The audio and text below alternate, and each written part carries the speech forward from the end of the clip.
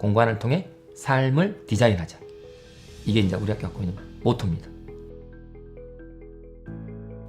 지난 2년 동안을 되돌아보면 그 꿈결 같아요. 어떻게 그 시간을 건너왔지라는 생각을 해요. 제일 큰 믿음이 이거예요. 이 학교가 잘 지어지길 바라는 사람들이 너무 많아요. 건축가도, 지역 주민도, 학부모도, 교장인 나도, 아이들도, 군수님도, 교육감도. 학교라는 공간 자체가 이렇게 사용자 이야기를 듣지 않고 어떤 전문가가 한 번에 일피비지로 계획을 할 수가 없어요.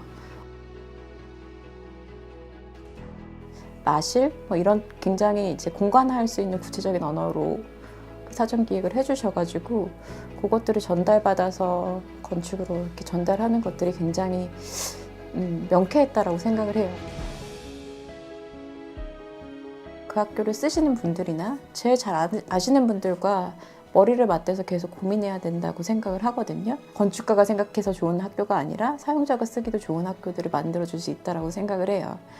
사전 계획할 때도 제가 설계를 한다는 생각이 아니었기 때문에 그 연계가 되게 중요하다고 생각이 됐고, 개방적인 지침을 만들면 설계자는 거기서 더 좋은 아이디어를 가지고 접근을 해서 이게 이제 사용자 참여 설계의 단계고요.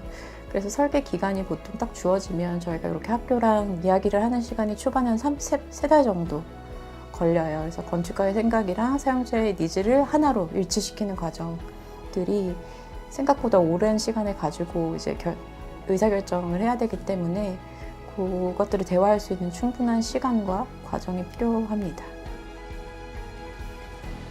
뭐 좀 부족한 면이 있었겠지만 학교와의 소통을 잘했다기보다는 그 소통이 중요하다고 생각해서 좀 노력을 했었고, 그런 걸 최대한 자료화하고 표현하고 그걸 담은 어떤 배치안을 만들어보고 텍스트로 다 이제 했던 부분들. 이 학교가 어떤 학교가 되기를 원한다는 거를 공간적인 언어가 아니고 그다음에 그런 일반 아이들의 상상력이나 이런 것들에 대한 어떤 아이디어일 텐데, 그것들을 사전 기획가가 건축으로 변환할 수 있는 어떤 키워드로 바꿔주시거든요. 그래서 건축가와 사용자 사이의 중간 매개를 해주신다고 생각을 하시면 되고요. 일단 학교가 갖고 있는 여러 가지 상상력들을 구체화해 주신 전문가가 필요한데 그분이 사전 기획이셨고, 1단계 상상력을 만들어내는 과정, 그다음에 두 번째 그것을 실제로 현상으로 보이게 하는 설계 과정, 이 두 가지를 아주 오랜 시간을 거쳐서 하게 됐죠. 우선은 사용자가 쓰시기에 가장 원하시는 공간들을 만들어 갔기 때문에, 그러니까 건축가가 만든다 보면 그 학교의 세세한 어떤 니즈들을 잘 알 수는 없고, 되게 일반적인 학교의 그러니까 평균적인 어떤 공간의 크기나 사용법을 기준으로 설계를 하게 되거든요. 그런 세세한 니즈들을 반영할 수 있어서 제일 좋고요. 그 다음에 그 학교가 가질 수 있는 어떤 특성들이 있잖아요. 그런 것들을 최대한 반영할 수 있다고 생각을 해요. 그래서 제일 느꼈던 것들은 어떤 마을과 같은 학교를 만들고 싶다는 어떤 의지들과, 그 다음에 그 과정에서 건축가랑 함께 같이 하고 싶다, 참여를 하고 싶다는 의지들이 보였어요. 그래서 저희의 생각과 학교의 생각들을 모두 일치해가지고 동의해가는 과정들이 있었습니다. 그래서 배치부터 각각의 내부 공간의 구성들, 그 다음에 재료나 디자인의 어떤 느낌들, 이런 것들을 계속 같이 보여드리면서 설명해 가면서 그 사용자들도 이 공간이 어떻게 될 건지에 대해서 상상을 계속 할 수 있게 되고요. 그리고 그때그때 어떤 요구사항들이 있으면 계속 요청을 하시고 저희는 그걸 받아들여서 계속 피드백을 드리는 과정 안에서 그 참여하신 분들 자체가 이 공간의 주인이라는 어떤 의식들이 점점 생길 수 있다고 생각을 합니다. 교직원, 교원과 본 설계팀이 서울에 계신 그분이 내려와가지고 여기서 7차례에 걸쳐서 한 번 내려올 때마다 최소한 2시간 이상씩 하는 그 워크숍을 7차례 이상을 했는데, 각각 나눠져 있는 분절화된 그 교실과 교실 사이의 그 관계, 동선, 그리고 각각의 교실의 특성, 이런 것들을 그 워크숍 할 때마다 하나씩 이렇게 정리해 갔어요. 하나씩. 제안 공모 때 3가지 큰 아이디어를 먼저 제안을 드렸다고 말씀을 드렸어요. 첫 번째가 마을 같은 학교, 그렇지만 그 중앙에 구심점이 되는 공간이 있는 학교가 됐으면 좋겠다. 그 다음에 그 중심이 되는 공간에는 도서관이 있어야겠다. 우리가 원했던 것은 그 마실 개념에 이렇게 점조직으로 나 있는 교실이었잖아요. 근데 이게 사전기획에서는 2층으로 기획이 됐었거든요. 2층으로. 왜냐하면 그 건평이라든가 몇 가지 뭐 용적률이라든가 이런 문제가 있었다고 해가지고. 그래서 우리가 원래 저층화해서 이렇게 좀 펼쳐진 그 편안한 건축물에서 조금 멀어질 수도 있겠다라는 우려를 하고 있었는데, 근데 그걸 번설계에서 딱 단층으로 내려가지고 떨쳐 놓으면서도 네트워킹이 잘 되는, 그게 놀라웠어요. 제일 놀라웠어요. 학교 협의체가 상상했던 것들을 좀 더 현실적으로 접근을 한 게 사전 기획이었다고 하면, 그보다도 좀 더 마실의 어떤 영역의 구분이라든지 그 특성들을 잘 살린 게 이번 공모를 통해 선정된 설계 아닌 것 같아서 오히려 더 그 결과적으로 사용자 요구를 잘 담아낸 안으로 보여집니다. 적절하게 분리하고 또 연결하는 것들이 굉장히 중요하다고 생각을 했었거든요. 그래서 기본적인 공간들은 다 분리 배치를 하지만 그 가운데에 함께 모여서 사용하는 공간들은 가운데 하나로 모였으면 좋겠다라고 생각을 하게 됐고요. 그래서 저희가 같이 쓰는 공간들은 함께 쓰는 집이라는 이름으로 가운데 모아서 배치를 하고, 이제 각각 아이들이 공부하는 학습 공간들은 배움의 집이라는 이름을 두어가지고 그 함께 쓰는 집을 이렇게 둘러서 분산 배치할 수 있도록 계획을 했습니다. 이제 함께 쓰는 집, 같이 쓰는 공간에서 가장 중요한 공간이 무엇일까라고 생각을 했을 때 학교에서 도서관이 가장 중심이 되는 공간이라고 생각을 했어요. 그래서 도서관을 아이들이 가장 쉽게 모일 수 있는 공간에, 그 다음에 학교의 가장 좋은 공간에 배치를 해야겠다는 생각이 있었는데, 그곳이 바로 이제 학교의 가장 상징적인 나무인 팽나무가 있는 그 팽나무 정원 쪽의 공간이라고 생각을 했습니다. 그래서 도서관은 그 팽나무 정원 쪽에다 배치를 하고 그 모든 공간들이 연결될 수 있도록 배치를 했고요. 도서관은 이제 단층 공간이 아니라 2개 층을 연결하는 복층의 공간이거든요. 그래서 그 공간들이 이제 팽나무 정원을 이제 아이 레벨, 그러니까 1층의 높이에서도 보고 2층의 높이에서도 같이 볼 수 있게끔 계획을 했고요. 우리가 원래 놓였던 위치에서 지금 팽나무 공원 앞쪽으로 옮겼는데요. 이렇게 말씀해 주셨어요. 우리는 우리 학교 상징을 팽나무라고 생각하고 있고, 그 팽나무 주위에 가장 좋은 교육 환경이 조성됐으면 좋겠다는 정도가 우리 사전 기획에서 내용이었거든요. 근데 본 설계자께서는 학교에서 가장 중심지가 도서관이 돼야 한다고 생각했었어요.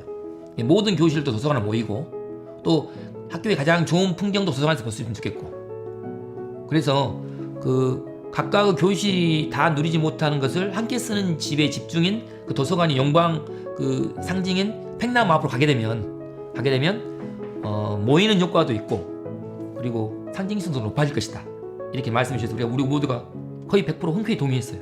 그거에 대해서.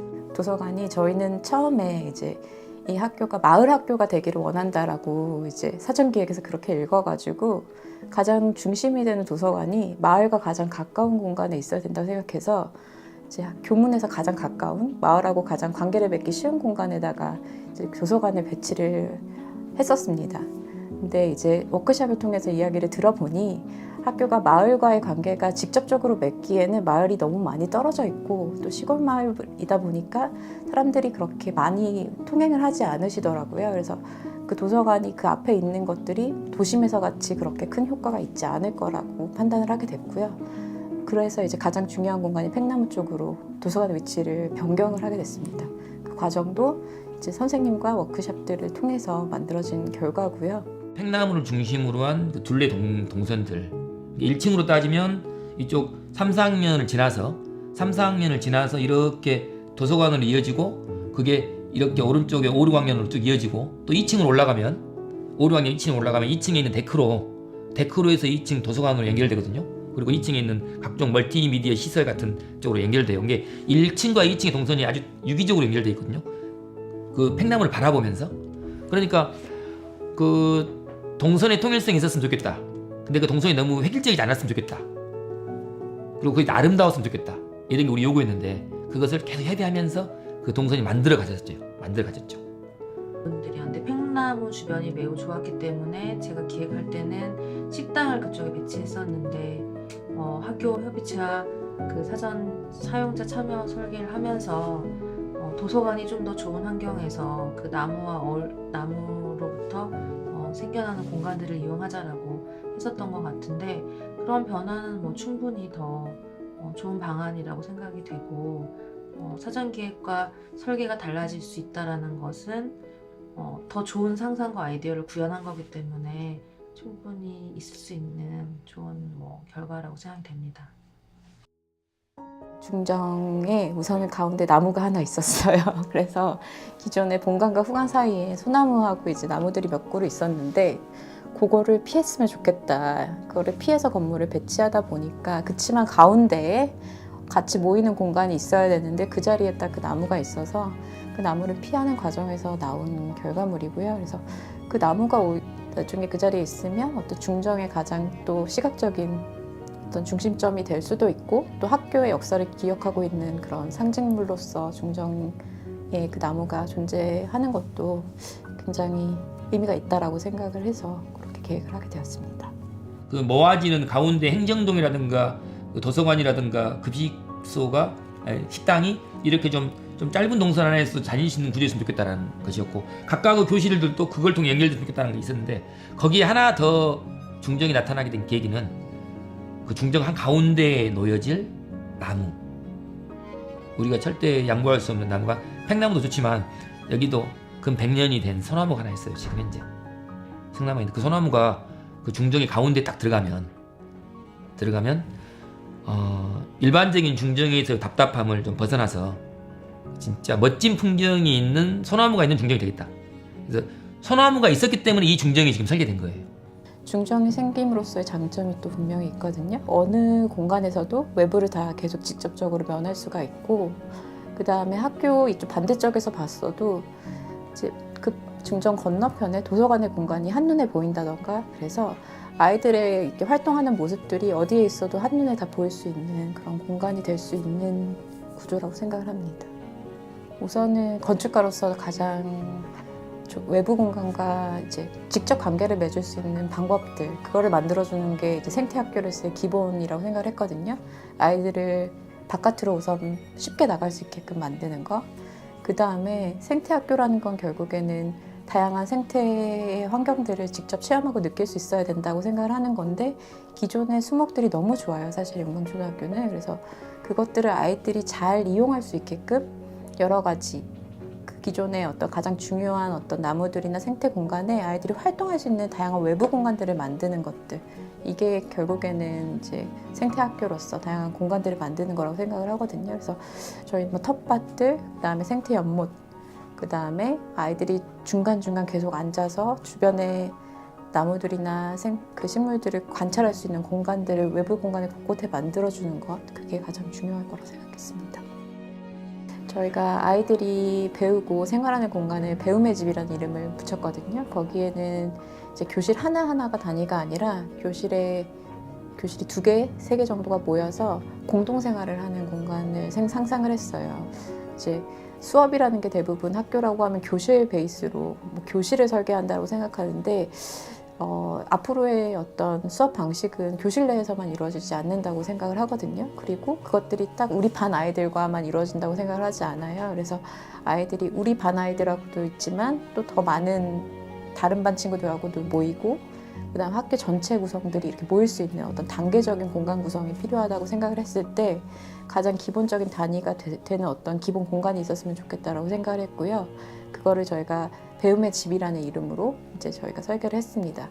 거기에는 기본적인 어떤 그래도 학습을 위한 공간들이 2개가 배치가 되어 있고 그 사이에 그 두 교실이 함께 쓰는 학습 거실이라는 공간이 별도로 있어요. 그리고 그 안에는 별도의 화장실과 별도의 교수 선생님이 있어서 그 공간 하나가 별도의 어떤 작은 학교로서 역할을 할 수 있게끔 생각을 하고 있습니다.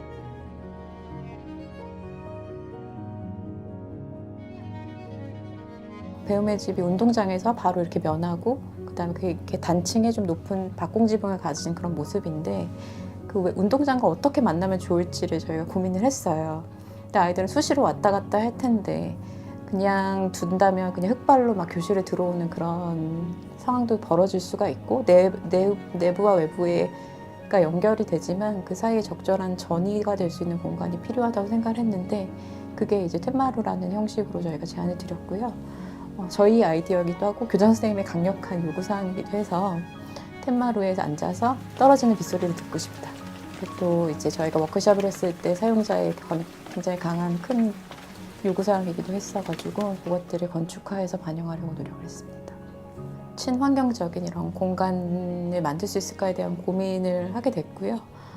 저희가 형태가 기본적으로 박공 지붕이고 이렇기 때문에 그거를 콘크리트로 만드는 것보다는 나무로 만드는 것들이 훨씬 좋겠다라고 생각을 했어요. 그래서 이런 한옥과 같이 만들어진 어떤 구조 자체가 내부에서 이렇게 노출이 되고 그 목재가 주는 그 느낌 자체가 인테리어 요소가 되면은 그 교육 공간의 느낌 자체가 굉장히 따뜻해지고 친환경적으로 바뀐다라는 생각을 했습니다. 목구조, 지붕이 나무로 된 목구조거든요. 학교 건축물에서는 아마 처음 시도되는 걸로 저는 알고 있는데, 그러니까 기반은 콘크리트로 기반을 다지고 그 다음에 중간 이상부터는 나무가 드러나는 박공 지붕에 그다음에 천창이 있는, 그다음에 층고가 보통보다 1.5배 높은 그런 형태의 그 시원한 개방감과 안정감을 주는 집 같은 목조 주택 교실, 이게 우리 배움의 컨셉입니다. 일단 자랑하고 싶었고요. 사람들한테 우리가 이렇게 열심히 했던 걸 자랑하고 싶었고, 그 선생님들과 교직원들과 아이들이 노고가 많았죠. 그간에 또 우리 수장님도 고생하셨고, 그분들이 협업을 통해서 이뤄낸 쾌거를, 결과물을 좀 널리 알려서 혹시 이와 같은 과정을 밟아가실 분들한테 좋은 안내가 될 수도 있겠다. 이것이 가장 컸어요. 앞으로 2년 가까이 이 과정이 남아있는데, 실제 건축 과정이, 그때 도움을 받아야 될 곳이 많아요. 협조를 받아야 할 곳이. 관청이라든가 전문가들한테. 그러려면 그분들한테 이 사업을 미리 좀 알려드릴 필요가 있겠다 싶어서 그렇게 했습니다. 아무것도 없어지는 곳에 또 새로운 학교가 만들어진다면 새로운 학교를 쓸 때는 좋겠지만 그 전에 학교에 대한 기록이 아예 사라지는 거잖아요. 그 부분에 대해서 어떻게든지 기록을 했으면 좋겠다. 그러니까 실패했던 경험, 실수했던 경험들이 온전히 다 기록으로 남아서, 이번 전시도 우리 성공을 보여주는 게 아니거든요. 그 얼토당토하는 실패와 실수의 경험들도 보여드리면 좋겠어요. 어설프고 촌스러운 경험들도. 저희는 세 번째 주자예요. 이 용범초등학교라는 어떤 달리기를 봤을 때 첫 번째 학교에서 처음 시작하셨고, 그 다음 사전기획자가 받으셨고, 그 다음에 저희가 세 번째 주자를 하고 있거든요. 그리고 앞으로 네 번째, 다섯 번째, 여섯 번째 주자들이 계속 있으실 거예요. 그랬을 때 그 앞에 생각들을 잘 받아서 계속 이어서 가셔야 되거든요. 학교가 원하는 게 뭔지, 건축가가 원하는 게 뭔지, 그 다음에 지역 주민들이 원하는 것들이 뭔지를 모두 다 계속 이어서 끝까지 가야 사실 가장 처음에 생각했던 용범초등학교가 만들어진다고 생각을 하거든요. 저는 한 40% 정도 완성하고 이 학교를 떠날 것 같아요. 처음에 좀 아쉬웠어요. 다 해놓고 갔으면 좋았을 텐데. 근데 지금은 그렇게 생각하지 않아요. 그냥 지금까지 그랬듯이 또 다른 분들 오셔서 저희들과 저와 우리 선생님들과 아이들이 같이 했던 그 과정을 그대로 밟아서 또 이렇게 쭉 가시면 제가 못했던 것을 더 업그레이드 시키면서 더 좋은 쪽으로 갈 거라고 저는 생각하고 있기 때문에 걱정보다는 그날 하루하루 열심히 살자, 그러면 되겠다, 이렇게 생각하고 있습니다. 나중에 오겠죠. 나중에 와서 그때 저거 했는데 저렇게 됐구나, 이렇게 하고, 내가 미처 못했는데 대단하신 분들인가 감탄도 하고. 하지만 변함없이 팽나무와 소나무는 있겠죠. 변함없이 이 캠퍼스는 그대로 있으니까. 기대합니다. 한 2, 3년 뒤에 오면 진짜 세상에 없던 학교가 딱 만들어지겠죠.